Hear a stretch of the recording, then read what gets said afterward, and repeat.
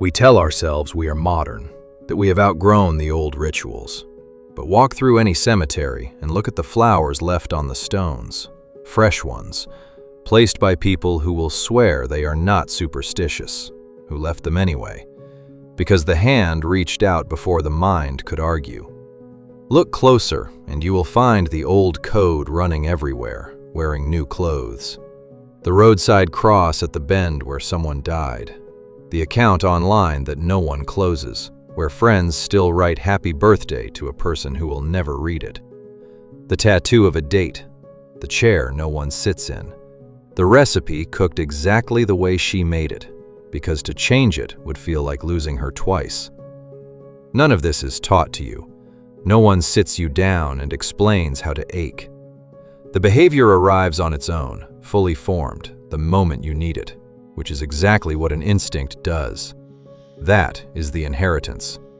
300,000 years or more of refusing to let go.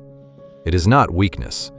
It is the oldest evidence we have of a mind that could love something enough to mourn it.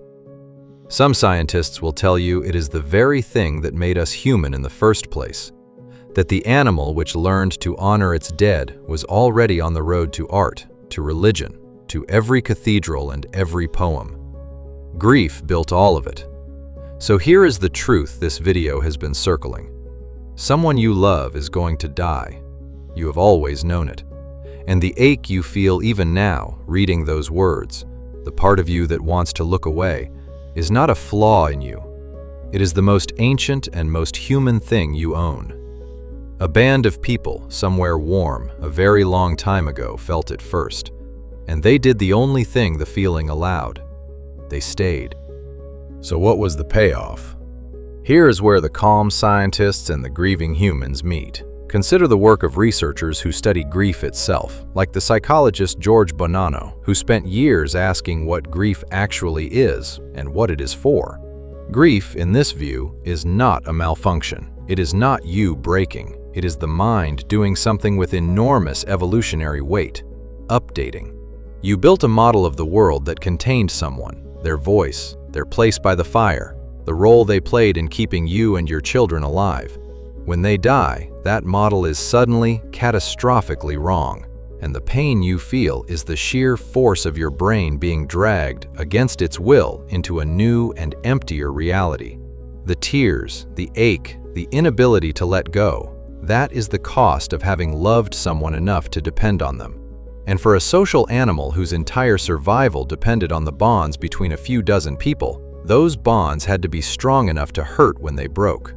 A creature that felt nothing when its people died would not have protected them while they lived. Do you see the trick of it?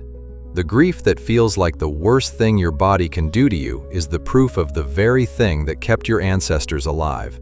Love that did not hurt to lose would not have been love worth having. So they stayed with the body.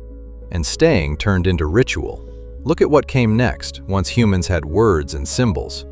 The dead were not just buried, they were buried with things. At a site called Sungir in Russia, archaeologists uncovered graves tens of thousands of years old, where the dead were laid to rest covered in thousands of carefully carved ivory beads. Each bead would have taken roughly an hour to make. Do the arithmetic. Those graves represent thousands of hours of labor, months of a person's life, spent decorating people who could no longer see, no longer thank anyone, no longer know. That is not practical. That is devotion. That is a community standing over a loss and saying with their hands, "You mattered, and we will spend ourselves to say so." And here is something most people never think about. To bury someone with that much care, a group has to agree. Someone has to decide it matters. Others have to go along to stop their own urgent work of staying alive and give a day, a week, to the dead. Think about the anthropologist Robin Dunbar, who spent his career studying the size of human social groups, the famous number, roughly 150, the most faces a human mind can truly hold and care about. A funeral is that whole web made visible. It is the band confirming, out loud, that one of its own has been lost and that the bonds between the living still hold even with a hole torn in them. The ritual was never only for the dead. It was for everyone still breathing, gathered close, reminded that they belong to each other. This is why the dead were so often not hidden but marked, a mound, a standing stone, a name said aloud again and again long after the body was gone.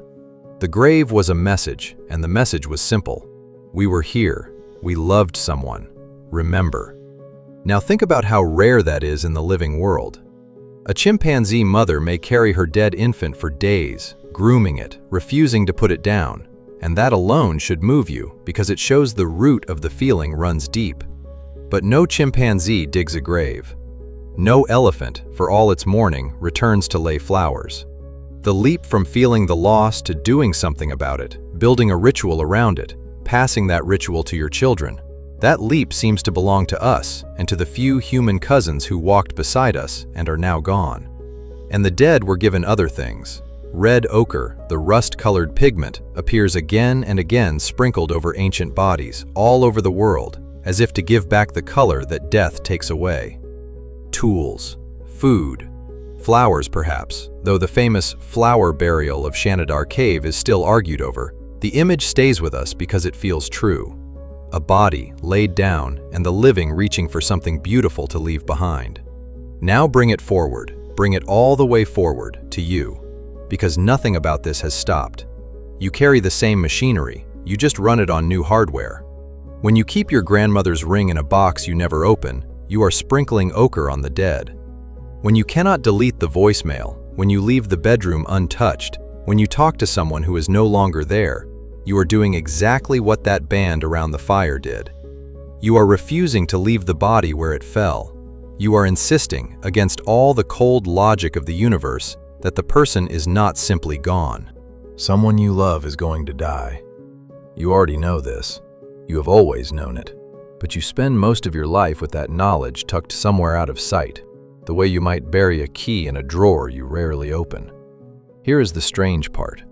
That quiet, constant awareness, the thing that makes you flinch from the thought and then look away, is one of the oldest things about you. Older than cities, older than farming, older maybe than your own species. You think grief is a feeling. It is not only that. Grief was a technology, the first one. And to understand why, you have to go back to a moment that left almost no trace, in a world with no words for what was happening. Picture it, a small band of people, somewhere warm, a very long time ago. The fire is low. One of them is not moving. The others gather close, and something happens that, as far as we can tell, no animal had ever done in quite this way before. They do not leave. That is the whole mystery right there. They do not leave the body where it fell. They stay. They touch it. They seem somehow unable to accept what has just happened. And in that refusal, that small, hopeless act of staying, something begins that you are still doing today. Every time you keep a photograph, or visit a grave, or cannot bring yourself to delete a phone number. Let me show you what your ancestors actually did. Start with the bones, because for most of human history, bones are all that is left. For decades, the oldest clear evidence of intentional burial belonged to our cousins, the Neanderthals. In places like La Chapelle-aux-Saints in France, archaeologists found a Neanderthal skeleton lying in what looked like a deliberately dug pit, the body arranged, almost composed. For a long time, some scientists argued it was an accident of geology, a body that simply settled. But the careful work of researchers like William Rondeau, who re-examined that site, made the case that the grave was real, that hands had dug it, on purpose, for a reason that was not practical. Think about what that means. A Neanderthal, a creature we once dismissed as a brute, looked at a dead companion and decided the body should not simply be abandoned. It should be placed, protected, kept. You are watching the birth of an idea, the idea that a person does not entirely stop being a person when they die. But the story gets stranger, and it gets older. Deep in a cave system in South Africa, in a chamber so hard to reach you have to crawl through gaps barely wider than your shoulders, the researcher Lee Berger and his team found something that should not exist. Bones. Many of them. belonging to a small, ancient human relative called Homo naledi, a species with a brain barely a third the size of yours. And the bodies were down there, deep in the dark, in a place that served no other purpose. How did they get there? There is no flood that could have washed them in, no predator that drags prey through a crawl space and stacks it in a back room. The most unsettling explanation, the one the team has argued for, is the simplest. Something carried them. In the dark. On Pizire. A creature with a tiny brain, navigating a pitch-black maze of stone to lay its dead somewhere apart from the living. If that is true, and it is still fiercely debated, then the ulp you feel when you stand at a funeral is older than big brains. Older than language as you know it. It may be one of the very first human things there ever were. So sit with the question this video is really asking. Not, what did they do with the body? But why? Why would a struggling, hungry, vulnerable animal spend precious energy on something that gives it nothing? You cannot eat a grave.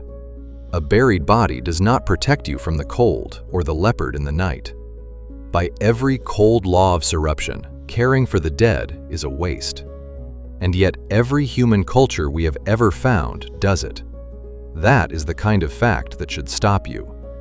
When a behavior costs energy, offers no obvious survival payoff, and appears everywhere humans appear, across every continent, every era, every isolated tribe that never met another, you are not looking at a habit. You are looking at something built in, something your biology decided was worth the cost.